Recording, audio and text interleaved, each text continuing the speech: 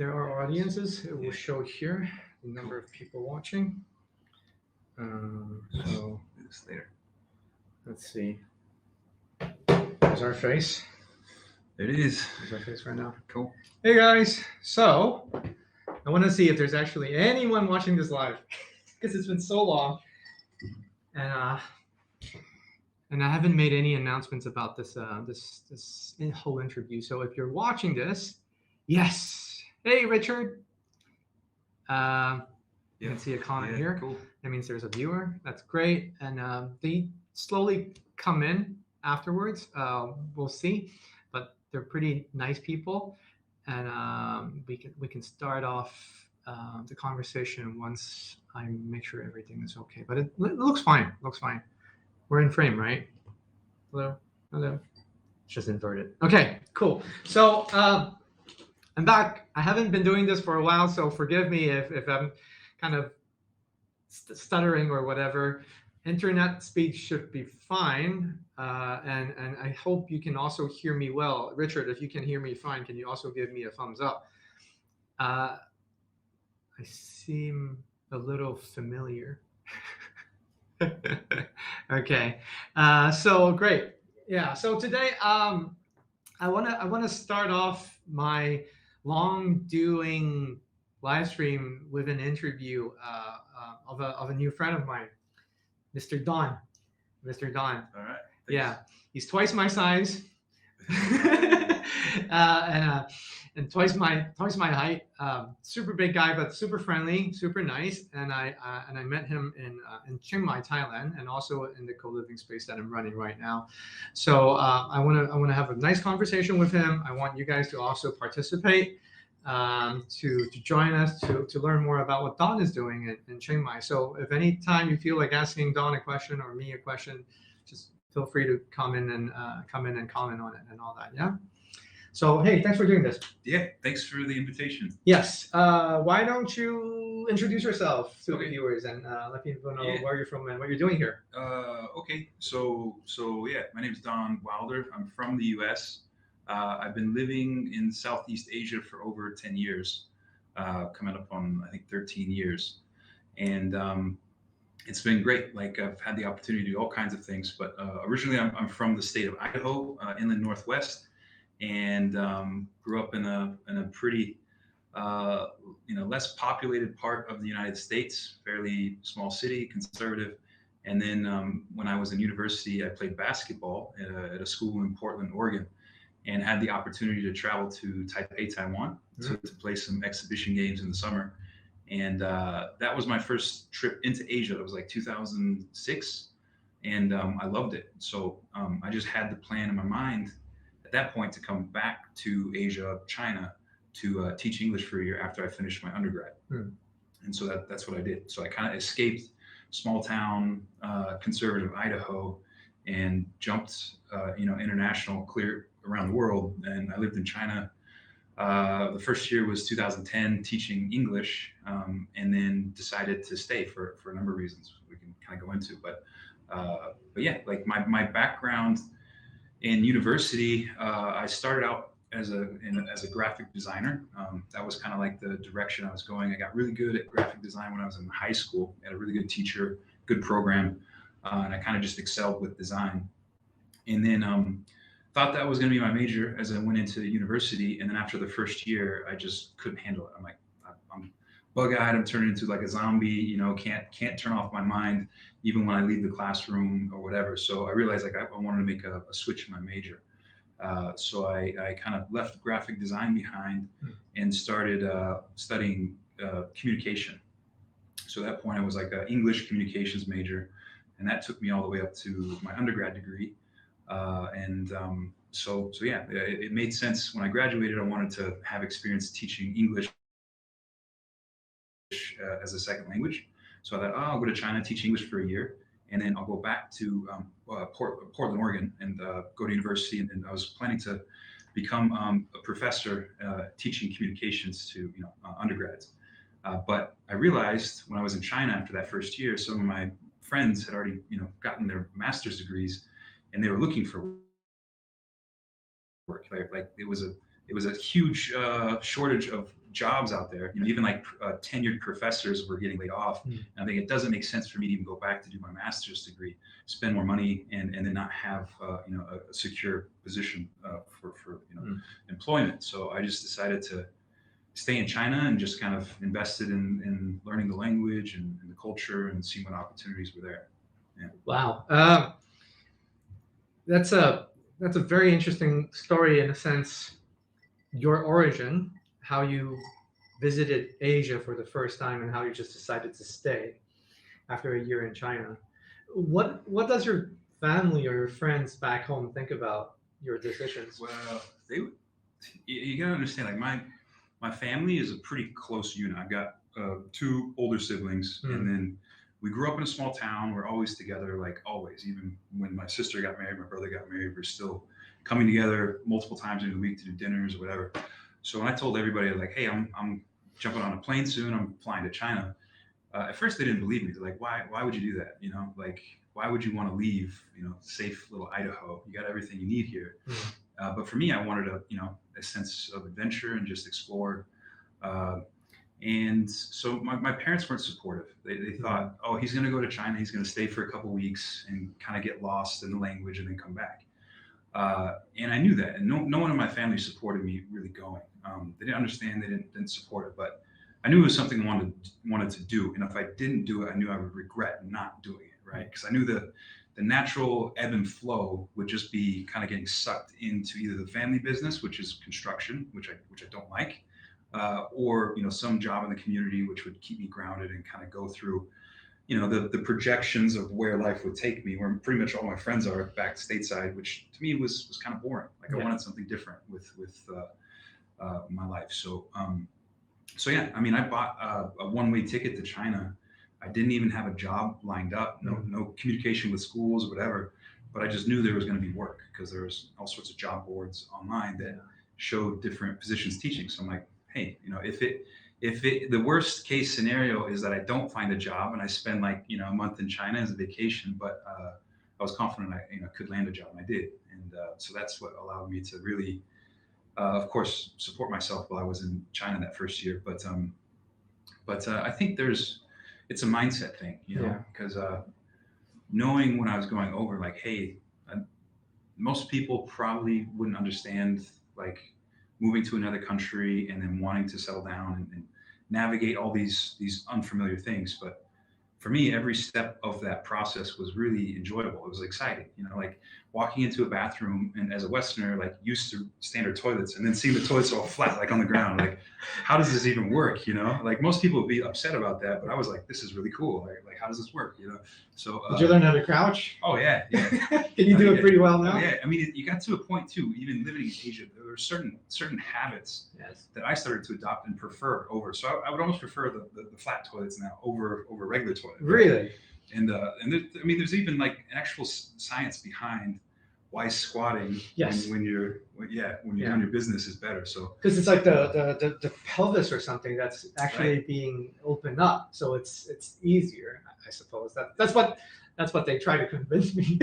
Well, I mean, just from experiencing both sides of the coin, I guess you could say. Like I just found it was easier to have a bowel movement, like a full bowel movement, in a squatting position. So there's all these weird things in Asia, and I think the tendency is like it's so different than what you're used to in your culture, so it's wrong, right? But like once you try it, then you can decide. So that was even my philosophy on the foods that I would like be exposed to, whether it was like snake or I mean there was all sorts of stuff. Rodents. I mean there are all kinds of like mountain rats and stuff like that. And most Westerners look at that, hey, that's disgusting. We would never eat that. Pig's blood or like duck neck or chicken feet. And I'm like, all right, I'll try it, and if it's good, I'll continue to eat it. But if not, like that's that. But it sounds like you have a very open mindset in terms of foreign ideas or experiences, and it makes you very different from people back home. Like, do you know how you develop that mindset, or is there like a moment in life that you realize, hey, I'm different? I think dude, it's a good question. There's a couple parts. I would say, I grew up in a very conservative family, small community, pro-Republican, very Christian, and it was a very closed worldview. Like from immediate family, extended family, friends, kind of like the social community, all had a kind of this overarching worldview or narrative, which was conservative and like very homogenous and all that. Yeah, right. Yeah. So I always like to kind of be exposed to other ways of thinking, right? So even when I got into university and started studying philosophy and being exposed in Portland, Oregon, it's kind of like a melting pot of different ethnicities and different belief systems. So being exposed to that, kind of being independent out on my own, given the ability to entertain different things and not have to think so closely of what the family thought or whatever. I think that's what like piqued kind of my curiosity about like, hey, I grew up in a Christian family, and this is what's been taught to me, and I've kind of embodied this and said it's true, but why? And like, why am I a Christian and not like Buddhist or not Mormon, right? It seems to be very much socially constructed, like the nature, nurture, this is why I was brought up, and so this is why I'm this way. And yeah, I think that desire to experience something different stemmed from that, because I could tell there was a lot of shortness in that worldview, kind of like confining. So like even certain types of people that was not like fitting to even reach out to, or if we did reach out to, there was a motive to like apostolize, so convert to your particular faith, and there was always something kind of off about that. I didn't like it. So I mean, one of the most freeing things of even being in China, oddly enough, was the fact that nobody talked about religion. Like it's yeah, that's a whole different interview to discuss about. But I get you, because I'm also of a very similar background, even though I'm from Hong Kong, which is like like you can say it's a metropolis and all that. But my family background is also very religious, Roman Catholic. We grow up in this is like, ethnicity speaking, it's the Chinese community, right? So for me to go abroad and study, when I wanted to after secondary school, my parents were super against it. So I have to kind of act like a rebellion about it, Mm-hmm. And so once I was in the States and once I started knowing there's another world that it was not the same as how, my parents telling me how life should be, or how like school was telling me, oh, these are the things that you should do or should not do, etc. It's like, wait a second here, like what's right and wrong and who's to say? That kind of thing. But I think college education definitely helped, like, triggering those like questions. Where most people, or would kind of be content and be like, this is just how the way it is. But I'm curious to know, your first experience in Asia was Taiwan, but then you decided to go to China. Was there a special reason for that? I mean, being in the West, of course, I was exposed to Western media and kind of the outlook towards China as becoming like this upcoming superpower, right? And the size of the country and everything, I thought Taiwan was really interesting. I loved it, and the people were crazy friendly and somewhat Americanized in their values as well, right? But I thought, I want to go in kind of the wild east or wild west or whatever you would want to say. So go like deep into the heart of China and just see what it's like, and like understand a bit more of why the Western media seems to be so on edge anytime talk about China would come up. And the language too was fascinating, because as a Westerner, they say Mandarin Chinese is the most difficult language for a Westerner to learn, and the character systems are so like intricate, and I'm like, I want to learn this, right? like I want to figure this out, right? So that was kind of another motivation, and almost like I wasn't a very good student in high school just because I didn't apply myself. But when I got into university, I had a completely different view on education, and I became very engaged with my education. And so being a communications major and kind of an English major, I also valued the kind of the working structure of language and how it even affects our sense of reality, like kind of how we structure our language, we make sense of things, we use the words to communicate. So I'm like, I'd love to learn Chinese, because I feel like through learning Chinese, I can even understand the culture that more completely, right? Absolutely. And natively. Right? Yeah. So that goes to the question where Richard was asking, how easy did you find it to learn the language, or what's your level right now Yeah, for yeah. Well, communications? I mean, that first year, I really applied myself. I didn't really have many Western friends, like English-speaking friends. There was a few teachers at the language center, but I didn't hang out with them. I was in a very local part of Guangzhou, China, Mm. and the thing is, in Guangzhou, it's in the south, right? Not too far from Hong Kong, and it's kind of um, the capital of Guangdong, which is a Cantonese, kind of a culture there. So Cantonese was the mother language. So of course, Guoyu or Mandarin was the language that the government pretty much enforced, even in education and whatnot. But there was always a kind of a mix between people that be speaking Cantonese in the streets and then like Mandarin, and sometimes it was broken Mandarin. Right? Yeah. So as a language learner, I would never encourage people to go to Guangzhou to study Mandarin, right? Because there were points where I was terribly confused. When I first got there, of course, I couldn't tell the difference even by ear. One is Mandarin, one is Cantonese. And then I got into a point where I was communicating, and I would say something to a Chinese person, and they wouldn't understand. And then there were points where I'm like, they don't understand because they don't speak Mandarin well, right? Or maybe my Mandarin's off. So I had to get really sensitive to the language. So in some ways, I guess it helped serve me. So after the first year, I was like high intermediate. Like I learned a lot that first year. So can you understand Mandarin and Cantonese, or you just like? I focused on Mandarin because I wanted kind of the best you could say bang for my buck. Like if I went up Sure. north, I want to be able to communicate with people. Definitely. And then so I learned a little bit of Cantonese, and I mean the truth is Cantonese is a more difficult language to learn as far as like the number of tones and even kind of the phonetic system. It's not as easy as It's more as colloquial. Pinyin. Like you won't be able to read on Cantonese as much as Mandarin is almost what you say is what you read. Yep. Can you read some Chinese?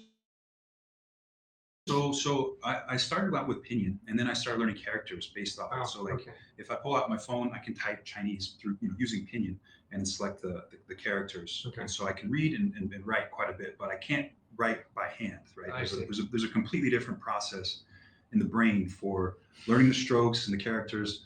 I remember a point where I was like, I'm going to learn how to write, and it was just so frustrating. I write like a character like I don't know 100 times, and I take a break for 2 minutes. I come back, I write like shit, I can't remember, right? So I'm still impressed though, because I talk to a lot of foreigners who've been in China, and a lot of them would just not even bother learning the language because they have their job, first of all, and they just have to spend time on their job, kind of like me in Thailand. And so if you were to pick up the language learning part, then it would be very time consuming, and it's a commitment. It's a commitment, right? And then the frustration of not getting it right, just being so confused, and I can't even imagine, because like you said, so if people are not familiar with the regions in China, like where Don was from in Guangdong province is it's basically the southeastern side of China, and it's a very big province, and most of the people, the natives, right, they speak Cantonese, and they still do speak Cantonese at this time. Now, obviously, the central government has imposed on like national education curriculum all to be in Mandarin, which is the official language. But I mean, it's not something that you can change overnight or even over a couple of generations, right? So I have uncles and cousins and all that from Guangdong, and they live in Guangzhou and all that, and so they speak Cantonese most of the time. Although the younger generation, of course, they're bilingual in the sense they can speak Cantonese and Mandarin well. But like you said, the older generation in Guangdong, they probably don't speak Mandarin. So for you have to be like, okay, mother tongue English. Then you have to figure out if the person is speaking Cantonese or Mandarin. And then when you say something, it's like, wait, am I saying it right? Because, and do you have to switch, or are you just stuck with Mandarin and you hope that person understands it so you can like have a conversation with them? Well, I mean, it's usually easy to tell, because as a Westerner, you speak a little Chinese and they get super excited, like, oh, you speak great Chinese, whatever. And then after I learned, enough of Mandarin, it's easy to see if they're Cantonese just from the way that they speak Mandarin, right? Because it's there's less of a rolling sound. I mean, like I don't know, maybe an example sentence would be like, did you eat? 你吃饭了 Shifan. 吗? Right? But in Guangdong, it'd be like, 你吃饭了吗? 你吃饭 or 你吃饭, right? Right. So there's a complete difference of sound. Yes. And so, I mean, I did my damn best just to like study Beijing or like Northern Mandarin because I wanted that to kind of be the standard instead of working off of Cantonese Mandarin, which I was exposed to everywhere. It makes sense. So, But it makes sense. I think it was a smart move. And okay, hey Paula, how's it going? Haven't seen you in a while. I miss you too. Richard asks, presumably it has a specific form of Cantonese, a local dialect or version of the language. Yeah, basically Cantonese is the local dialect in Guangdong province.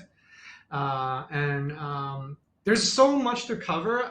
I don't know how much I can ask, but if you guys want to jump in and ask Don any questions about his experience in China and currently in Thailand, feel free to ask. But just to recap a little bit, right?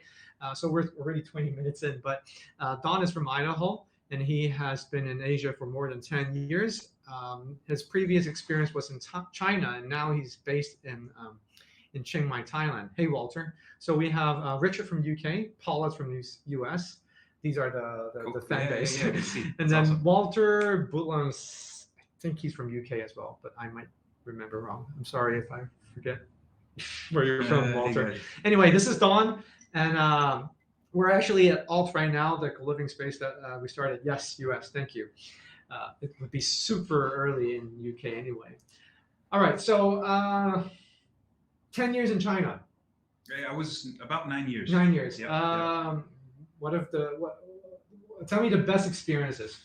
Oh, that's a hard one. You know, it's funny that there's a lot of different sides. I mean, Right. The thing was like just being in like Guangzhou. It's an old city, right? Used to be the capital. Guangdong used to be like where one of the earlier kingdoms came up, right? So there's a lot of history there, but it's an old city, but yet it's a new city because it's tier 1 and so much investment has gone into the Delta, kind of province down there. So it's like, I guess there's so many different sides of the city, and I loved kind of getting exposed and seeing a lot of this culture behind it. As far as cool experiences, I think my first year I used to have a real set schedule when I was teaching. So I would teach for 2 hours in the morning at like a private kindergarten and go in there and teach a bunch of kids and be kind of the song and dance man, try to make English fun. And then I would have a break until the evening about 7 o'clock. And then from like, I think 7 to 9, I would teach adults spoken English with kind of emphasis on business. So I had most of the day free every day, right? And so, like incorporated my habit of going to the gym, but then I'd still have tons of time. So what I would do is I would just get a Metro card, right? And I would use it to get on the Metro or the bus. And I would just look at the map and be like, hey, I've never been here before, right? And this is a big ass map. So I'd be like, all right, I'm gonna go here today. And so I would get there and I'd walk out of the metro station or get off the bus, and I would just get lost, right? And I'd just be walking around or walk like everywhere. And it was so fun to just explore the city,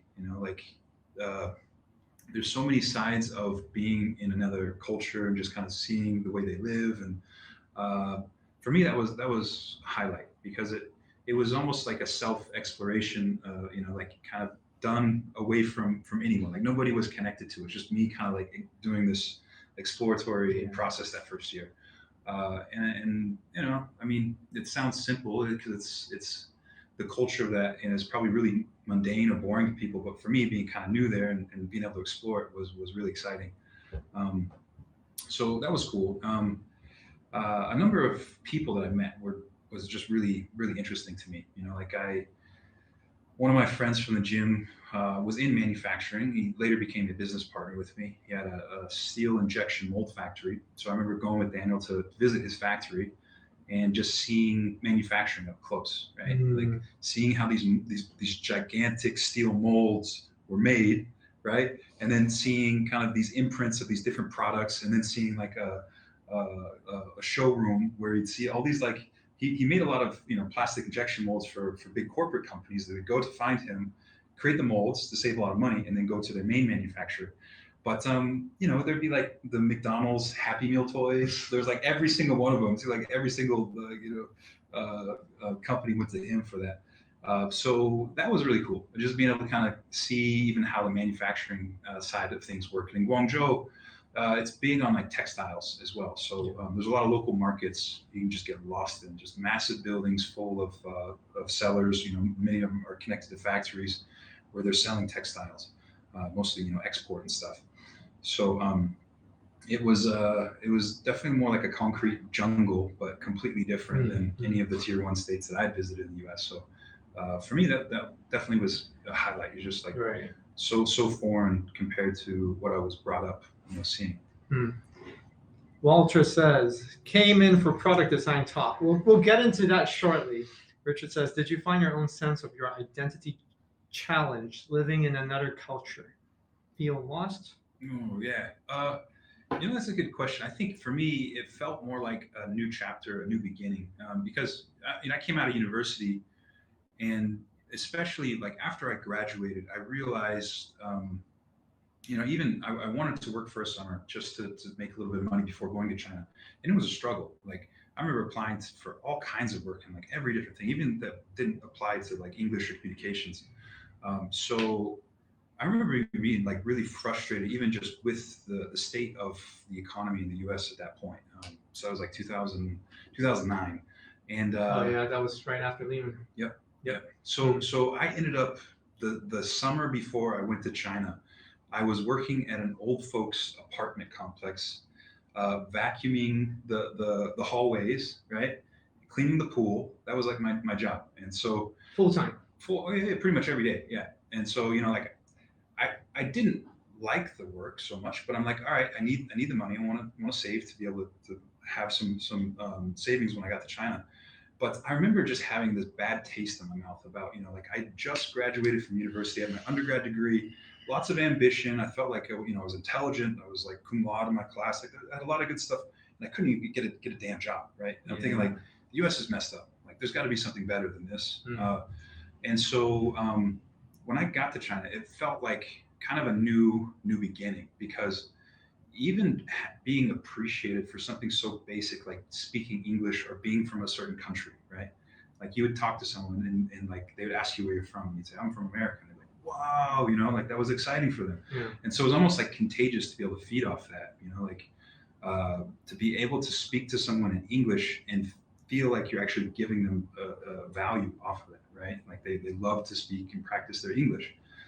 So I felt much more valued in China too, oddly enough. So I think it was good, even just building confidence for me personally, kind of like improving my own sense of identity around that time, kind of having a space for developing my own kind of working philosophy and ideas and a sense of self. Yeah, I mean, even like simple stuff. Like I came from the U.S. playing basketball, right? I played at a smaller university, but when I got to China and started playing, like it was kind of like a big deal. Like I'm playing professional Chinese basketball players, because the level of competition in China is down here, right? But in the U.S. it's up here. So I'm like somewhere in here, but like I definitely was not NBA material, right? I wasn't. But yet I was playing professional players. I was playing with NBA players when they would do tours in China. Wow. Yeah. So I mean, I worked up to a professional level in China at that time. But that type of opportunity would have never been even on the table, right, if I was stateside. Sure. Yeah. I want to talk about something. I want to jump into something very recent, because I know your experience in China was more previous, and I'm sure you've heard about the new regulations about education centers being, and if you haven't been following the new, this is very new, and it's quite shocking if you ask me, but. Basically, the central government has announced that all education institutions that's teaching the local curriculum has to be nonprofit. Correct me if I'm wrong, because I don't know everything. And then it cannot take any foreign investment, and they cannot be teaching over the weekends and after a certain hours. I think that's right. And that basically just shut down so many institutions overnight. So if anyone like you now were to be graduated in the States and say they want to go into China and teach, Mhm. even after COVID, is that a possibility? Yeah, I don't know. I know my friends that are in China, they still have a lot of steady work, Right. because there's language centers and schools looking for teachers. Mm. But for those that teach online, it's extremely difficult because a lot of these online language schools, they can't operate. Like the Exactly. government, yeah, stops them. Mm. So a number of my friends are like out of work just because of that mandate Right. the government pushed through, and it's unfortunate. I mean, I have mixed emotions because I would see the level of intensity that parents would be throwing their kids into kind of like this never-ending flow of like extracurricular Because the stuff. competitiveness of students, Yes. right, and how they have to go to these universities exams and Yeah. high school exams just to be placed in a better school, right? Exactly. Like, Yeah. like their whole intention is to ace the Gaokao, which is like in their senior year, Right. and that's like a placement exam that will determine if they get into a good university or not, right? Mhm. So the parents spend an incredible amount of energy trying to like groom their kids and like one up all the other neighbors or whatever. And the kids, it's not a healthy environment, you know? Like I feel like kids, they need time just to play and be a kid, right? But on the weekends, the parents would have them packed with all these different classes. Hmm. And you know, when I was there and teaching, it was always nice to be able to make this extra money. But I would see the state of some of these kids, and they were just miserable. And like even their attitude towards learning, it was somewhat distorted because learning became mandatory and not fun, right? Like Yeah. they didn't, of course, couldn't see the clear benefit. Just like their parents say, you need to do this, so they'd have to, right? But I mean, when you be walking in the metro, I'm an early bird. I'd always be getting up early and going different places. And I remember seeing like 6 a.m. a lot of these students that would flood into the metro, and you have high schoolers that literally have gray hair, right? Like gray hair in high school. The amount of stress these kids would go through is just insane, right? Like, yeah. I mean, I totally understand why, like I totally understand what the problem is in Asia and in China specifically. But this is not even a China independent problem because in Korea, there's also very severe pressure from parents to their kids with public exams and all that. So there's like a term for these things. But there's also like kind of like a conspiracy theory if people were to doubt the true intentions, whereby this is China's reason for kind of blocking Western influence into the people, you know, that are learning these days. What do you think of that? I think it's possible. Right. I feel like the Chinese government, I mean, they're very strategic and they're very they set their goals in a long-term fashion, right? Yeah. So they're very incremental in how they approach things, and yeah. I mean, I think it makes sense. I can see like in the government, like they're very nationalistic, right? So if they can have a way to push anything that's Chinese over anything Western, they will. But if they need the Western influence or education, whatever it is, they'll use it until they're at a point where they're strong enough to do it themselves. Right. Because if you think about it, the parents themselves are not going to stop educating their kids just because there's a law that stops them from going for these classes, right? They're just going to hire private tutors. Yeah. They're not going to be like, well, okay, then let me just say step back a little bit, let my kids play a little bit more and enjoy the weekend. They're not going to do that. Yeah. You know, I mean, I'm a parent now, so I know if I want my kid to succeed, it doesn't matter if, you know, the government mandates or not, you know, on these places. I will find a way to make sure my kid is still going to excel. Yeah, and right. The drawback is just the quality of teachers is going to be lesser than it was before. And the whole education system goes like underground. It's like a black market, but it's education, which is the weirdest thing ever. I feel like. Yeah. Yeah, the 996 culture, exactly. Same pressure in Japan, exactly. But they don't do these laws. But let's switch gears and talk about something else because, again, there's so much to talk with Don about. I would definitely want to know more about his experience in China. As the caption describes, you're also a product designer. Yeah. And when does this journey started? Yeah, sure. So I think, I mentioned before, I have a background in graphic design. So I've always been like very into design, like good design, good aesthetics, and even like evaluating products. And, I was an early Apple Mac cult member, right? Ah. So even in early high school, before they went big, Okay. I was like a supporter. So even like being in tune with like a very clean, minimalist, Apple aesthetic I just loved it, right? What was your first Apple product? It was an iMac. Oh, yeah. okay. Yeah, it was like what, a sophomore in high school. I mowed lawns and I raised enough money to go buy an iMac.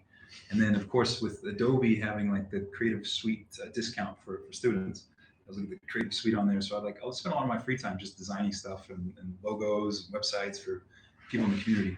But I guess that noted, when I was in Guangzhou, this was like end of 2012, a friend of mine, a fellow American expat there, there was a number of American expats that I became friends with, and everyone was kind of hustling to find their thing, right? Like whether they're trying to import something from the U.S. to sell in China, not as easy, or exporting to the U.S.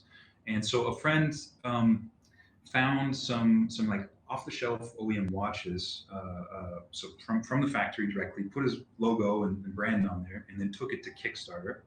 And over a period of a month on Kickstarter, a crowdfunding platform, Ryan raised, it was over $300,000, close to $400,000, right, in a month. And so it blew up. And of course, the news spread among the few expat friends of what Ryan had done. And I remember thinking, like, this is interesting. I want to understand more, right? Because he just had a massive influx of capital, pre-sale capital, right, into his business, and now he's able to manufacture and move things forward. So I met up with Ryan shortly after, and he explained kind of this whole thing around crowdfunding and what it is, and how he put his project together. And it was really simple. It was like too simple. I'm like, all right, it makes sense that being in Asia, we're kind of like close to the source where a lot of this stuff's made. And in actuality, we're upstream from the Western market. Like stuff that's manufactured here, some of it doesn't even get across the ocean. Like it never reaches there. So it's like innovation or creative products that are being developed and are accessible in the local Chinese market, never see to the West, right? And if it does make it to the West, it's kind of like a notable thing. So anyway, when Ryan did that, I'm like, damn, dude, I'm gonna try this crowdfunding thing as well. And of course, I learned the language, I networked well, so I ended up partnering with this Chinese friend that had the steel injection mold factory. He introduced another partner that had an industrial design company, right? So we had a number of industrial designers on staff, and they knew that I had a good eye for design and marketing. So we teamed up, the trio. They put a little money in. They said, you choose the product, and we'll work from there, right? So I looked at the different type of products that were going onto Kickstarter at the time. Seemed like the fashion space was doing pretty well. Ryan's watches blew up, right? So I'm like, all right, what other fashion accessories would be, possible to do? Being in Guangzhou was a great place, again, because of textiles and some of these fashion accessories. So I settled on creating belts. Wanted to do a belt campaign, and I noticed in China they had these like slider buckles, right? They're fairly common in the East, but not as popular in the West still. So I chose a design that actually had like a brake pad on the back of the buckle. So when it's parallel with the belt strap, it locks in place. But if you lift it up, it can slide, right? So the one that has like a little scissor shape.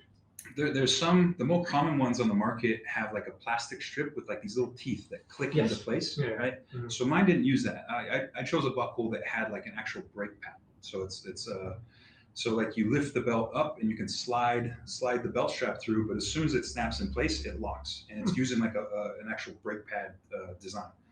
And this is not common in the West. No, it's not. Mm. So I basically sourced these belts off the market, and I created a brand around it. I created a story around it, and I went to Kickstarter. So it was a very quick process because it wasn't a complete original design, right? So I cut a few corners similar to how Ryan did it. took the project to Kickstarter, and then we set a goal of $15,000 for a 30-day campaign. So I don't know if your listeners are familiar with Kickstarter, but basically you set a funding goal. For us, it was 15,000, and you set a time period. And if you reach your funding goal in that time period, people will pitch in and back or support your project from all around the world. If you hit your goal, then you're able to collect the funds, and then you can kind of go out, take the funds, and manufacture and kickstart your business. So I thought $15,000 is probably a accessible goal. We hit the goal on the second day, right? So second day. On the second day. Did you do any ads, or is it just like organic? It was completely organic. So at that point, I'm thinking like, damn, this is cool. But there's the other thought in my mind that like, hey, this is not completely innovative, so I don't want to expose it too much, right? I didn't want to get like criticism. I don't even know if there was like an actual another buckle similar to this in the Western market. I didn't know. I was purely testing out the platform. That was for both the partners and I was like, we're not expecting to make much money off of this. We just wanted to figure it out, right? It's kind of a test run. So after 30 days, we raised over $120,000 on this campaign. And I remember sitting back and thinking like, this is so damn exciting. And at the same point, I'm like, oh shit, like now I need to actually go out and develop this belt, right? Because in the marketing, I'm playing it up. Like this is a full grain leather. There's a stainless steel buckle and blah, blah, blah. Was there a prototype at least? Oh yeah, no, yeah. I mean, okay. it was prototyped as in sourced, right? Right. So this is just me being open with you. Like I didn't fully develop the belt, right? Like I sourced it, create a story. But after we got funded, we had all this money, and we of course we're selling to the Western market, so bigger size waist of backers. We had to completely reverse engineer the belt. So this is where I really had the opportunity to roll up my sleeves and understand the process of manufacturing and product development, because those belts that I sourced from the market were made out of PU. So it's a synthetic leather, basically. It's not real leather. And so the textures that you can do on a PU surface are completely different and unique, because it's like almost like a plastic, right? So getting those textures onto a full grain belt, leather belt, is extremely difficult. Is very, very hard. And we had, I think, 5 different styles of different colors and like patterns. And then even the steel buckle was fairly trashy. It looked nice, but it wasn't a good grade material. It wasn't stainless steel. So we had to actually develop it. And so it was a process, but it was a great learning curve for me to be so connected to it, because the 2 partners were like, hey, this is kind of, you set it up, you put it in motion, like you figure it out, right? They're like, you need anything, just let us know. We'll drive you to the factory, and like you can talk to them, we'll negotiate, but like you set the design. So that project did pretty well. Like, did you make money? Like money? Oh yeah, we made money. So we used some of that money and we rolled it into another product idea that I had for a laptop stand. It was in Shenzhen, which is a neighboring city. Shenzhen's well known for its like hardware, electronics and whatnot. So I was in a big market in Shenzhen called Huaqiangbei, and you have building after building after building. Maybe each building goes up 5 stories, and there are all these different vendors selling different types of electronics. Some are connected to factories, some are just wholesalers, but there's just crazy amounts of different types of goods in there, right? And I remember crossing a vendor that had multiple laptop stands, and I saw there was one stand that was for a phone, right? It was made out of aluminum alloy, and it had like a plate system that would fold open, and the other one would fold, and you could set your phone on there, right? You have one? I have one. I mean, it's yeah. one of the most common products nowadays, right? Yeah. I think it's from one version of it. Then, yeah. I don't know where it is, but I have it. Yeah. So anyway, like I mean, just being exposed, being somewhat creative, and being exposed to an environment like this was great. Like I would literally put my headphones on, and I would just roam through this place, and just looking for products and getting an idea. You could kind of see what products were trending in China based off of what these sellers were selling, right? So after I saw this phone stand, it looked sharp, and I'm like, this definitely has kind of this Apple aesthetic. I'm thinking, has anyone designed something similar to this for a laptop stand? Just pretty much made it larger and changed the design. And so I started doing research, and then I'm like, damn, maybe I'm onto something here. Because there's not there's not any laptop stands that are portable / ergonomic for a MacBook per se. They're like these ugly plastic, boxy, heavy things. And I knew just watching what the development of technology and computers that this is the way things are moving. People are getting away from like a formal desktop with a tower to a working laptop that they're taking with them on the go or wherever, right? So I'm like, all right, laptop stands are going to be a thing. I just knew it. So I told my partners, and they said, all right, we can do this. So I worked with the industrial designers through my friend's company, and we put together a design. And then shortly after that, we did a handmade sample, prototyped it out, and it looked pretty nice. And so I called it the Ridge Stand. So we took that to Kickstarter, probably, I don't know, it's maybe a month or so after the Eastwood slider belt. And that project took off as well. Like we raised, there's over $70,000, $75,000 on this little laptop stand, right? And so far, nobody has screwed you over doing 2 campaigns in China.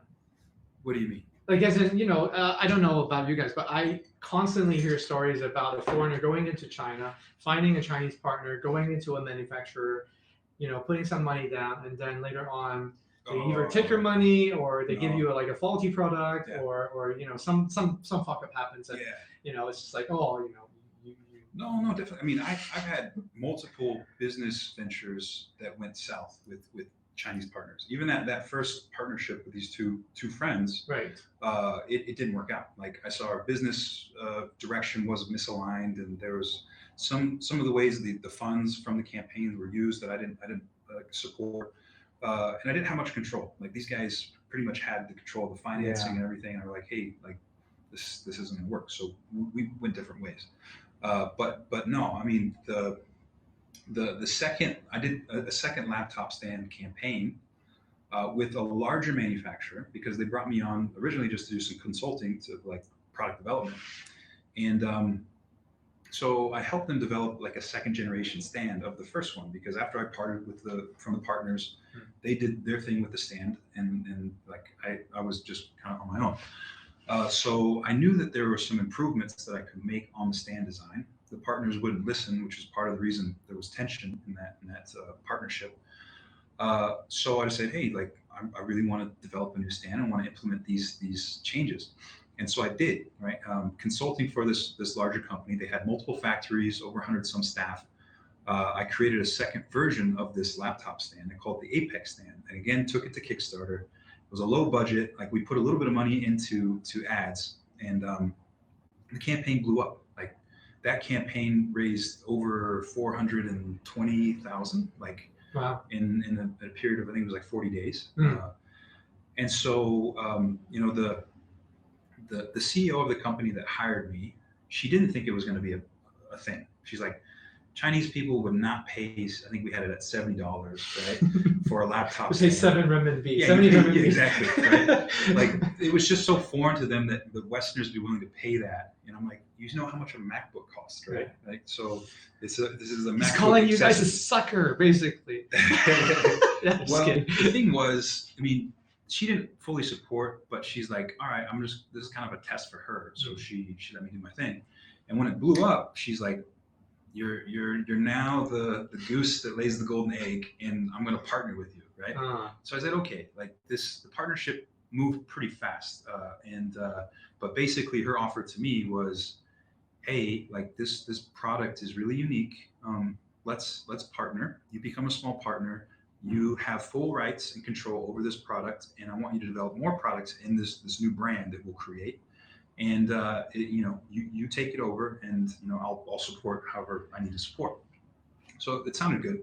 Made a contract, but shortly realized that most of what she said she didn't follow through on. Like some friends, about a little month later, after making this agreement, were sending me listings of the stands on these different websites, right? And it's definitely the stand that I designed, right? But that sounds more like China. That's totally China. So it totally burned me. It hurt, dude, because I had high expectations to be able to actually build the brand and take it somewhere. But the CEO was so short-sighted that she's like, well, I've got existing, distribution channels to like India, Germany, or whatever. So she started to push it there without telling me. I don't know what she was thinking. I mean, if I knew you back then, I would have warned you. So that pretty much answers the question of Max. Did anybody try to pirate your design? Yes, basically his partner. Yeah, my partner.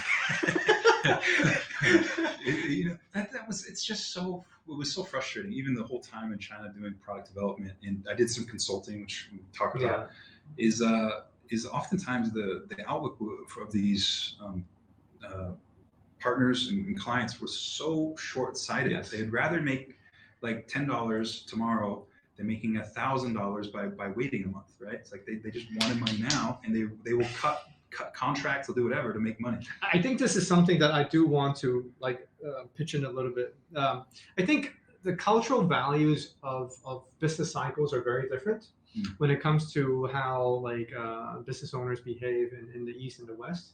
I even though you think, okay, being in Hong Kong, people are more westernized, they also have more of a long-term goal. They would invest a little bit more upfront, and then they would kind of get a bigger yield if they play the long game. But I don't know why, but that's quite typical of the Chinese/Asian mentality when it comes to businesses, right? And another thing is intellectual property. There seems to be very little respect of that, and so I constantly hear stories about stealing people's design, doing knockoffs, and just it happens all the time. But I guess for you, right, experiencing all of this, and now moving, you've moved from outside from China to Thailand, what's your takeaway from all of this? A fair amount. I mean, I'm less. I felt more like a cowboy when I was in China, to be honest. I never went to business school. I just kind of learned through experience and hard knocks, right? So there were a number of takeaways. I realized hey, if I were to do this again, I would structure it completely different. I'd probably vet out partners in a very different way. And for most times, I probably wouldn't even choose to take on a partnership, right? So there's definitely some learning experiences there. And I think overall, I mean, I still have some really close Chinese friends that I would be willing to do business with if there was the offer. So I wouldn't say it's across the board, would never do business with Chinese or whatever, because I think that's kind of a gross, distorted outlook. But there is a mentality of business and how business is done in Asia, which is very different than the West. I think is kind of the point we're pointing at. But the thing is, I don't know. I think there's a mentality towards Westerners. They're going to treat Westerners a little bit differently and act towards them differently because they're not Chinese and they don't they're not legally protected to the same degree. So there's more leeway there, right? And I mean, it makes me wonder if Chinese or immigrants are coming to the States.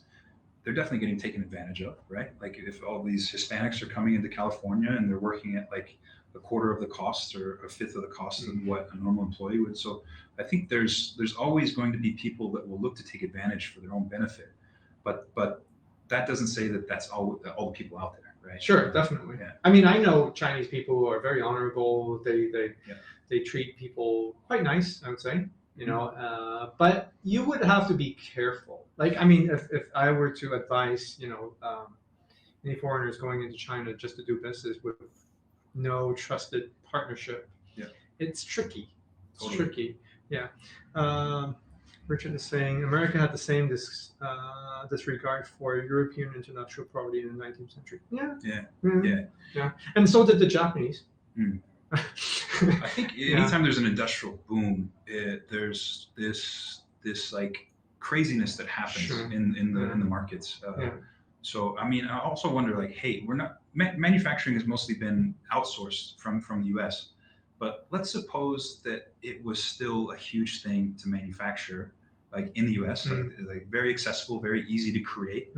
My guess is there would be a lot more trouble in the copyright or in the patents as well. I mean, we do have a legal structure system, which is probably a fair way higher than China. But if we were in this state of massive industrial boom with the ability to manufacture as easily as it is, accessible in China, I think it would be a different scene, right? And also cost, right? Because of all the established regulations and all that, if in order to produce something that you want to patent on it or you want to get certified or anything, the cycle would be just so much longer because it's just way more efficient to do it in China versus in USA. I mean, at least 10 years ago. I don't know about now because there's a lot of regulation nowadays in China too. I don't know about because you told me you have another appointment. At 2:30. Are you okay? I'm good for maybe half hour. Cool. And we have quite a number of people here and all that. So thanks for subscribing, Revolution. So super interesting, and I admire your openness to it, and also how you just kind of embraced this whole experience, because I've also known people that got super bummed, and they just say I call quits, and I mean, they didn't want anything to do with China anymore. I've had a few times of just being burned that they really hurt, but at the same time it's like, well, it's definitely out on a ledge. Like, I didn't have much legal support or even like mentorship or business connections. And so, I mean, I look at it as a way of just kind of hard knock lesson, right? Like, there's no other way to learn it except going through it, right? So I think having that mindset of trying to take a negative and flip it into a positive to allow me to continue to move. Because I think for some people, it'd be so disheartening. They're like, fuck it. Like, I'm done with China. And like, I met a couple of people in China that as soon as I talked about partnering with Chinese, they were very defensive. Like, oh, you're making a mistake here. Like, this is a huge mistake. You don't know what you're doing. You're over and over your head.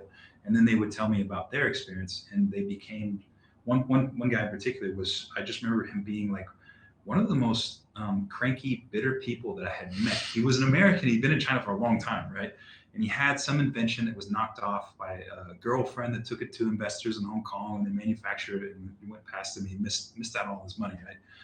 And I just remember thinking, like, dude, just like grow up, like learn from it and just like move on with your life, right? You're stuck there, right? Yeah. So I mean, well, I always feel like that's a necessary attitude with being an entrepreneur, like having a good business mindset, because even though you're failing in a project doesn't mean that's going to be your last project. You decide what is your last project, right? And so if sure, you bump your head, you hurt a little bit, but you pick yourself up and you do it again, right? And it's just a different mindset, like you said at the beginning.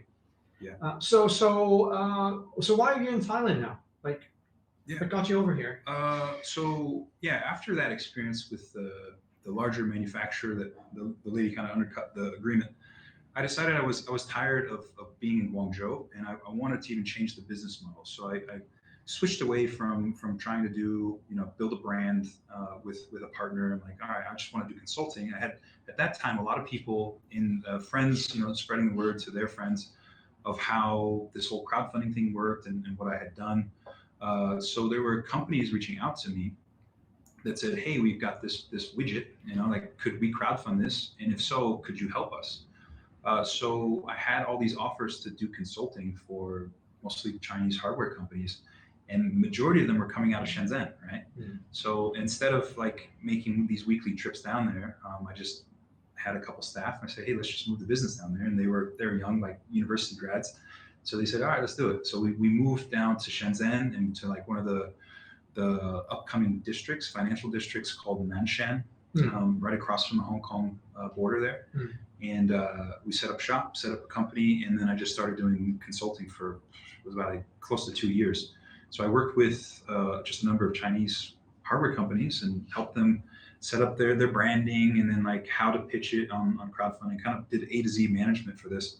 And Shenzhen is an amazing, amazing city. One of the most crazy cities I've been in, as far as like the speed of development and the attitudes of people. It's a super young city. I think the average age is like 28, right? So it's under 30, and you go out on the streets, you get on the metro, and it's just a bunch of young, white collar workers that are going and kind of buzzing around, and super fast paced. And I just felt like I felt like I was tied to like a fire hydrant there, right? Because like every week, literally every week, there'd be all these different pitches coming in, and I had to be like going to this company to check out their product and like negotiating with them as far as pricing and setting up their campaign.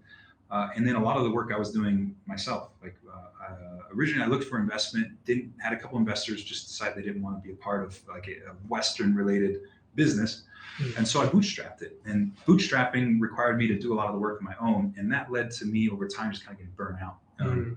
So at that point, after 2 years running this consulting company, feeling pretty burnt out, and like every week, all these different opportunities and shiny objects. What felt like I'm like, I need to change of pace. I think I realized that I'm getting tired of this business model, and I also had two campaigns of products that I helped manage, took on from the company, and then the companies didn't fulfill to the backers, right? And I'm like, I don't feel okay with this, right? Like I don't want to be the middleman that's helping people raise money and they don't fulfill. So I realized there was an issue, there was a problem with the business model at that point too. So I'm like, all right, this is time for me to look to get out of this business model, and I kind of just wanted like a fresh start. So I had a friend that moved out here to Chiang Mai, invited me out. It's like, hey, I know like you need a little vacation, come out and visit the city. It's completely different than what you're used to when you go south to the islands, right? So I came out and stayed for like a week, and I loved it. Like having a friend here was, of course, an advantage because he had already scouted out all the good places and like explained to me how the different like factors from getting a visa, cost of living, etc. So after spending a week here, I'm like, I could totally see myself living here, right? And then about what was it, 4 months later, went back to Shenzhen, shut down the company, and then prepared to come out here. So when I came out to Chiang Mai, like I did realize like, all right, I want to do kind of a one product brand and build out a brand. And so that's what I did. When I came out here, completely kind of exited the consulting crowdfunding business model and just started working on kind of my own different products. So as a product designer, and now you're based in Chiang Mai, what are the benefits of being here and what are the disadvantages of being here? I mean, there's definitely a good number on both sides. Of course, being in China, you're in close proximity to a lot of manufacturers. So that was nice. When I would actually want to create a product, having access to visit the factory, communicate with the management, see the samples and such. So exposure, proximity, I think would be a big advantage of being in China. But the advantage of being out here in Thailand is more of like lifestyle. Across the board, lifestyle out here is a lot better. The weather out here is awesome. The local culture, the food, the people, the cost of living is super low. And even just the speed of life is very different. Yes, like I said, like the average speed of like people walking in the street, it's similar to Hong Kong, It's like a sprint walk. Well, people don't walk here. Yeah, people don't walk. Yeah, people kind of lounge. But I mean, overall, I'd say just the quality of lifestyle here is awesome. So, and there is a really cool community of expats out here, which is I'm guessing part of the reason why you decided to set up the co-working space here, right? Co-living. Yeah, I mean, for me, and again, Hong Kong is very much like Shenzhen. I would say Shenzhen in certain parts would supersede Hong Kong by now. But as I'm growing older, I think sustainability is something what I am more aware of, something I care more about. You can do great stuff, amazing things in China, obviously, and you can get rich like overnight. There's so many people who just did a project and boom, they're good, right? But then if you think of the long game, and obviously if you want to have a good mental state or even just health, I think Chiang Mai for me it's top. It's top choice. I mean, people talk about the smoke season and all that. Sure, I mean, I'm not saying it doesn't exist, but I'm from Hong Kong, so for me, it doesn't really bother it much. I'll just shut my windows and I'll be in an indoor place if I have to hide myself over the past over those months, or I can just be away. But I think, like you said, the pace of living here, the attitude of life, it kind of makes things happier, Yeah. you know, just to work on a day-by-day basis. Yeah, for sure. You know, I mean, I think um, there's always a certain level of energy in the different cities you go to. You Yeah. kind of feel it when you're around, you interact with people. And in tier one cities in China, in Hong Kong especially, it's just a very heavy, like almost high anxiety place to be. Yeah. Right? Like people have a place to go and they gotta get there, get there. Get everyone's there, like right? ADHD, like boom, boom, boom. Yeah, You know, yeah. like get the fuck out of my way. Exactly. You know? Like an object, right? And it's like a navigation to get around it. But out here, it's not that way. People are real friendly, down to earth, and it's just like chill, right? Yeah. So, I mean, on a day-to-day situation, I just find it's much more enjoyable to be out here. Like I remember when I first got to Chiang Mai, I felt like I could actually just take a deep breath and breathe, right? And I could think, right? I didn't have all this bombarding of things coming at me or whatever. It's just like, it's as quiet as you want it to be out here, right? If you want to have a busy schedule, you still can, right? But it's like, it's not like pre-programmed for people living out here. It's like, there's like, you kind of do what you want at your own speed and it's all right. Do you notice when you were in Shenzhen or Guangzhou, right? And this is very, very obvious for me in Hong Kong. The moment I walk out from my house, I'm constantly being bombarded with all sorts of sensations. Yeah. The sound, first of all, because of all the traffic and the people and all that. The advertisement boards, you know, just everywhere. In the bus, there's like a TV screen, and in the shop, there's an announcement, and then there's these big billboards and LED screens and all that. So it's just like constant stimulation all over the place. Mm-hmm. And it's very subtle because I don't feel like I'm dying at that moment, but every day I go home, I'm just so stressed and my body tenses up, and I yearn for like a good massage because I've been going back and forth, you know, Thailand already. And here, like, there's a lot of green, you know, there's not that many advertising boards, and most of the time you can kind of walk out just in peace, you know, and I feel like it's a very nice environment for my body to kind of like de-stress. Like de-stress, recuperate, and kind of internalize everything that I need to do, you know, for the day or next week or everything like that. Yeah. I mean, was it the same experience with you? Yeah, for sure. And I mean, like I didn't have the same attitude of wanting to invest in learning Thai like I did when I went to China. And I wouldn't say it's a good thing. Like overall, I should take the time to learn the language, but I haven't. Like business has been the priority since I've been out here. But in some ways, oddly enough, it's kind of nice because I don't get hit with advertisements. I don't even understand the language. Like I hear the language, it sounds nice, but it doesn't take up my bandwidth. Like, you know, I don't have to mentally process it, make sense of it. I see advertisements, but there's not as many. It's pretty sparse out here, right? Yeah. You're missing out on the propaganda. yeah. So, I mean, that's like it's one of the benefits, I guess, of being somewhat, I don't know, ignorant. Kind of like ignorance is a bliss kind of thing. No, it's true to a certain extent. Yeah. So what's your plan right now? Like, I know there's something that you brought here that I'm also kind of interested, because this is your new project, right? Yeah. And you guys, if you're still watching, and I still see the numbers jumping and all that, feel free to comment and ask questions about Don. But this is your new product. That's right. Yeah. Okay. So this is the Venti fan. This was a project I did with two partners recently this past year. And so it's a portable, extendable electric fan. So you can kind of flip it open, and then it's got an extension rod, like a selfie stick, basically. Right. And yeah, so basically, a friend of mine is an Amazon PPC expert out here. He works for some larger companies, and he showed me the data for portable fans on Amazon. And it was like a category that kind of just exploded, and there wasn't much product available in that space. And I looked at it, I'm like, hey, this is a real innovative design. It would be fit for crowdfunding, because I'm familiar with kickstarting products. And so I said, hey, let's look at actually creating a product like this. So I brought in like a second friend who's based in Shenzhen. He's got experience in manufacturing and sourcing. So I headed up the crowdfunding campaign and some of the design elements of the fan. And then our partner Matt is in Shenzhen, American, and he oversaw like sourcing and you know, securing the design. We had to open up some steel injection molds for the product and cooperate pretty closely with this factory.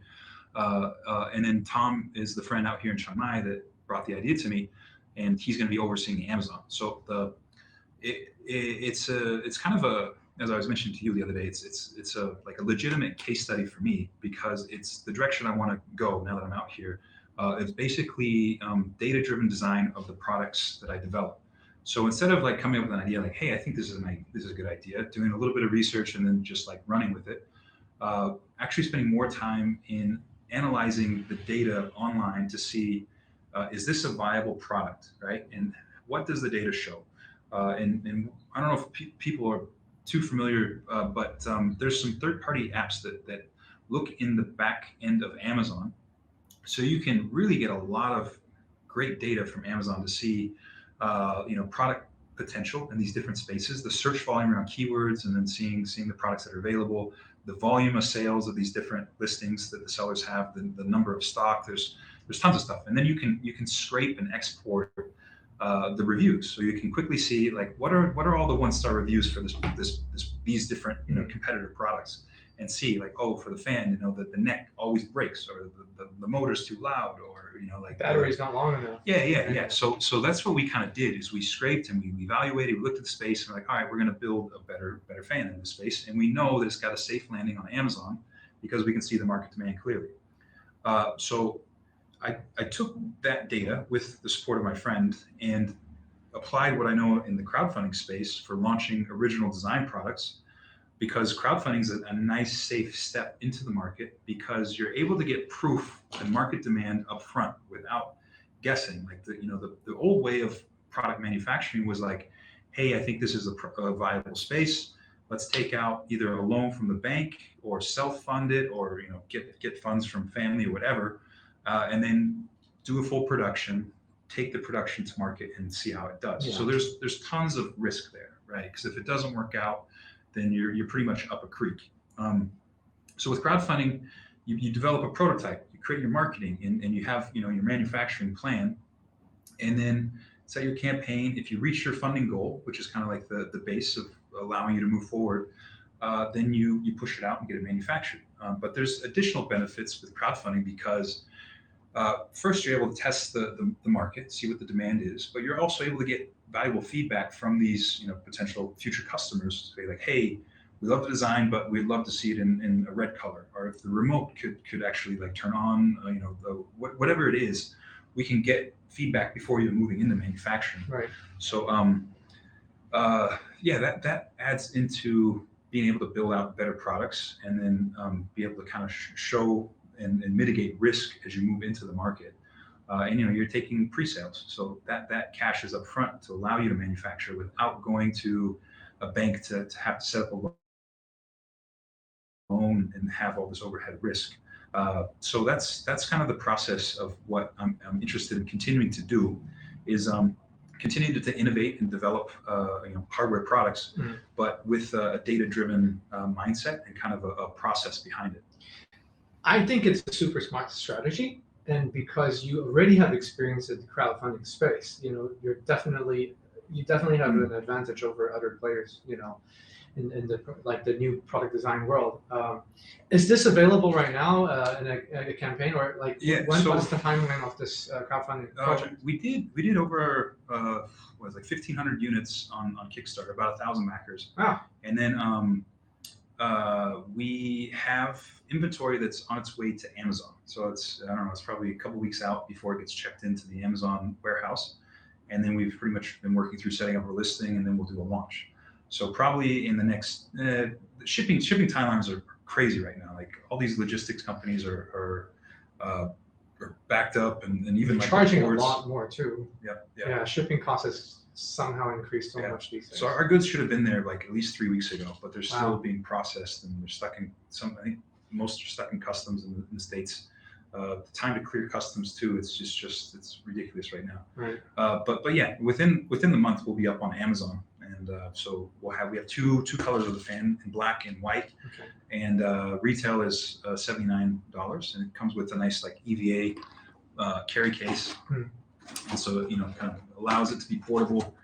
And but it's been great. Like I think I've mentioned to you, since I brought back the production fan, my girlfriend just snagged it from me, and I haven't seen it since. so yeah. But you basically sold 1,500 units already through Yes. the crowdfunding campaign. Yeah.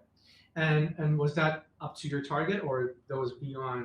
Like It was beyond. I mean, we had enough to cover the full production to do both the Kickstarter backers and the launch on Amazon, and cover the mold costs. So Wow. that was our big Okay. you know, driving motivation to do the campaign. So it worked out. And the goal for Venti, and kind of even in my business plan as well, is to be able to launch on Amazon, and Right. over the course of 12 to 24 months, we're going to scale up this listing, and then sell the business. So it's we do have an exit in sight, even for this particular product. Super right? smart. Yeah. Yeah. So in case, and if someone wants to look for this, is there a landing page that people can get some info? Yeah, it's just ventifan.com. Okay, VENTY, that's the brand name. Yeah, ventifan.com. So it feels super sturdy, because I also have a wireless fan. I bought one from the Mi brand. Oh, okay. It's not as fancy, but it's cheap. Yeah, Mi's great. Yeah, they do a great job. They have nice designs, I have to say. But this one, so what's different between this one and the other ones out there in the market? So basically, I mean, it's the same innovation as far as like using a selfie extension rod, right? Right. But what we did was we created a remote that's detachable, and then the product has a light built in, so you have like a few lighting options. You probably can't see it because of the light here, but it is bright though. And then it can oscillate, so it can actually turn when it's on. Oh yeah, there we go. Yeah. And so oscillation is nice, because you know, if you're living in a small apartment, or you got it on your work desk or whatever, you can have it, you know, turn and keep you cool. Yeah. And the motor's really quiet. It's a lot quieter than most fans. And how long does the battery is good for? Yeah, when the battery's fully charged, it's got a larger battery than any of the other fans on the market, about double the size. And so if on a basic setting, it can run for over 2 days, over 48 hours. 48 hours. Yeah. That's why it's like, you can see it's like blinking now. I think we've been running it for over 2 days.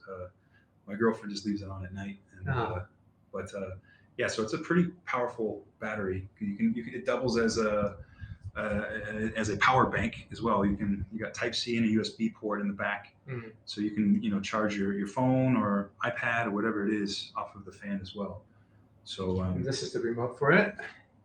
So there's an on-off switch, also the powers, and then the light and the oscillation. It's pretty cool. I like the design as well. It's like, and this is the battery. That's where the battery slides in. Yep. Cool. And then you just turn it. Very nice. Yeah. So yes. Wish I had that this past summer. Yeah. We were hoping to have it out by the summer, but with manufacturing, there's always some delays. But this is waterproof. It's not. It's water resistant. Water resistant. Okay. Designed in USA. Yep, that's it. Yeah. Cool, man. This is great. And is there any projects in the pipeline that you can also share some insight if people want to know? Yeah. So I'm working on a few projects right now as well. Not in connection with these partners. It's a different set of partners. And one is just a product that I started last year during lockdown. It's a fitness product, and for some of you folks out there that were trying to get a workout when the gyms are closed and it was locked down, it was extremely difficult, right? I mean, there's not much you can do, and there's only so many push-ups you can do before you go crazy. So I was thinking, like, what cool fitness products could I potentially develop that would allow for like a home workout or be portable or whatnot. And so the idea came to me to develop like a weighted fitness vest that uses water as the weight, because water is accessible from everywhere. And it seemed like such a simple idea that I'm like, this has probably been done before, right? So of course, starting the process of doing the market research, and there's nothing on the market for a water-weighted fitness vest. I'm like, maybe this is a problem with the volume of water, not being able to get enough weight on the vest to make it heavy enough to even use, right? But I'm like, no, like understanding, like even just holding a gallon of water, it's pretty heavy. Yeah. So I'm like, all right, it's just got to be the way that the vest is designed that allows the water to sit well. So I started looking at the patents as well. So maybe there's a patent that's restricting me from even like opening up this type of design. And I came across a dead patent. Basically, someone had filed a patent for a water-weighted vest, but they filed it in 1979, and in the U.S. patent system, like after 20 years, if you don't update the patent, it expires and it's dead and it's open to the public. So when I saw that, I'm like, damn, like this person, whoever filed the patent for this, a utility patent, like they didn't do anything with it. It expired and now it's open, and now it allows me to get into the space and file a new utility patent, which I've done. And so that kind of gave me confidence that I could do this product. After looking at Amazon again, kind of the back end, seeing what the space looked like, talking with friends that are pretty high end sellers on Amazon, they say, yeah, this is a viable space. Like you should do this. And so mocked up the design, put it together, created a tech pack, sourced out a few factories, created a sample, shipped out the first sample, and after trying on the vest for the first time, I'm like, damn, like I got something here. Like the weight is great. It's water weight, so the water actually molds around your body as well. So like the total volume of it's a nylon vest with these TPU water sleeves that fit in. It goes from 27 pounds down to 3.5 pounds. Yeah. I mean, I tried it myself. Don brought it in a few weeks back, and it looks like a bulletproof vest. Yeah. But it's very heavy if you put on it with all the water containers filled up. Yep. Yeah. So that's kind of one of the products. We're going to launch that out on Kickstarter next month is the plan. Okay. And then I've got one other project I'm working with a partner in China on for a wireless internet router that has a built-in VPN, basically. So the VPN is special. I don't know if you guys are familiar with VPNs. When you live overseas, they're almost necessary in order to be able to like get around these different firewalls.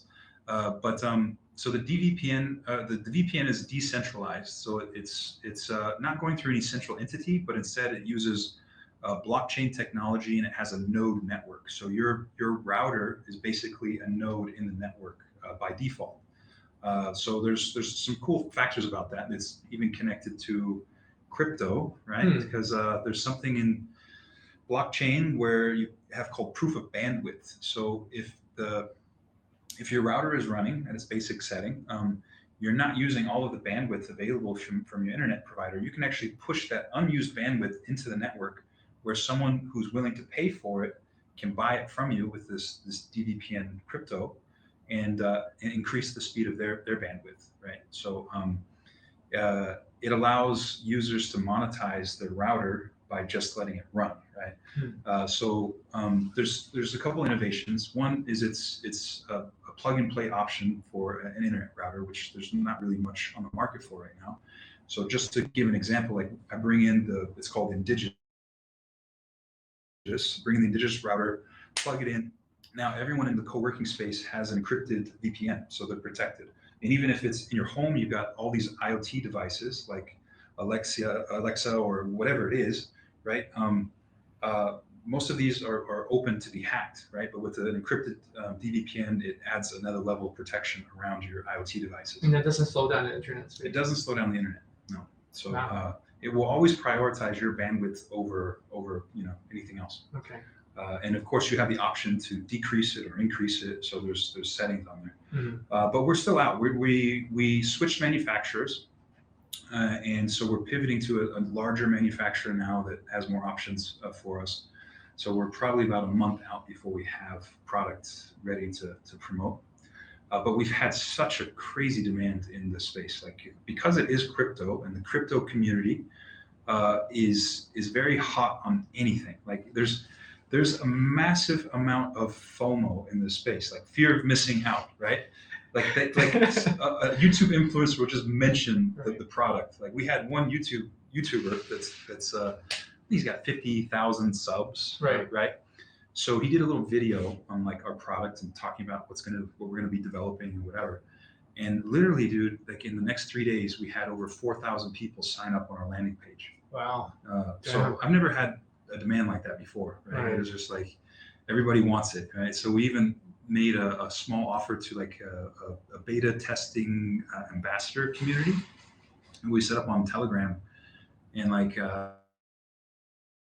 I think 2 days we sold over 30,000 USD just to Wow. 100 plus ambassadors that everybody's just pumped, and now we're like, damn, like originally I was going to take it to Indiegogo, but I realized we don't really need Indiegogo. We don't need to pay a platform fee. In Indiegogo, we actually have to censor the discussion around crypto because they don't allow it. Oh, okay. And crypto is one of the main features, particular unique features about the products. I'm like, it's not even a good fit. But yeah, so those are two projects that are coming up that I'm pretty excited about. Sounds super interesting, bro. Yeah, thanks. I actually know a live streamer, and he has a very big YouTube channel right now, over 100K sub, and he talks about network security. Oh, cool. Yeah. I want to share it to you later on. Let's do it. I know we know each other, but we're not like buddies or anything.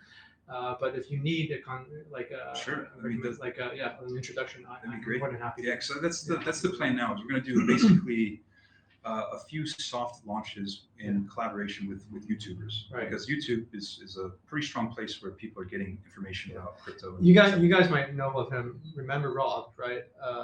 But some of my viewers will should also know about Rob. Okay. But yeah, this is. Yeah. I wish you all the best. I mean, I like the fan idea. The weight, what do you call it? Water-weighted vest. Water-weighted vest is very interesting. Yeah. I'm not sure how I would feel wearing it during the summers in Thailand, though. I have to be honest, because it's another layer of clothing that you have to put on top. But I mean, when I do training myself, I would like to make it harder so I can actually work on my muscles better. But the VPN thing, that's a hardware too, right? Yeah, that's super interesting. Yeah. So I look forward to know more about it. And if anyone wants to know more information about it, can they contact you? Can they go to a website? It's called Indigitus. INDIGIT US. Mm-hmm. So like .com. Yeah. And so the goal is basically paving the way for Web 3.0, which, if you're familiar, that's basically decentralized internet, right? And also just privacy and freedom online. Yeah. Because the more the internet develops, there are kind of central entities that are controlling a lot of the information. So there has to be a level of awareness about where this potentially could go. Right. So Web 3.0 supporters are also big into the blockchain technology and trying to decentralize the internet to make sure that no central entity can control it, right? So it's free. And also, private, that you're not going to be completely targeted and monitored everywhere you go, and your information will be sold to third parties. So, for Indigenous, the goal is to basically build hardware for Web 3.0, and it is a space that's very connected to crypto. So I'm sure we'll be working with a number of crypto companies. So some of them also know Rob. So I'll show you his channel later on. He's super relevant. He has a lot of followers, and he talks about cybersecurity all the time. That'd be awesome. Yeah. Okay. I think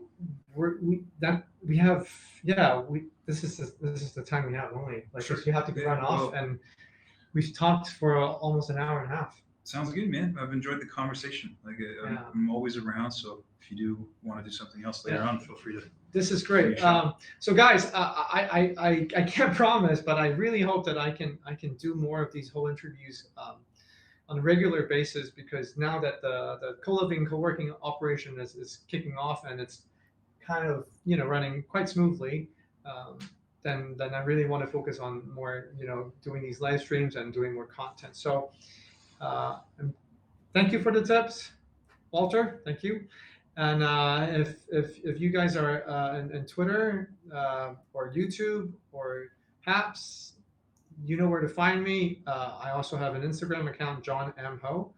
But I mean, Haps is nice enough so that the comments can be shown right away and I can react to it. But if you stay in YouTube or my Twitter account, that's also fine. I don't have a schedule per se, but I like to do these spontaneously, right? So we just sit down, we have a conversation, and you guys can also participate. So I hope you enjoyed the conversation. Thank you so much for your time, Yeah, Don. for sure, John. It's Anytime. great, you know, and I'm sure I'll be seeing you around the Yep, Chiang Mai as yep, well. looking forward to it. Yeah. All right, buddy. Cheers. Thank you. All right, switching off. You guys have a great day, and if you're off to your bed, then have a good night. Okay, take care. Bye all. Thanks, guys. Uh, let's-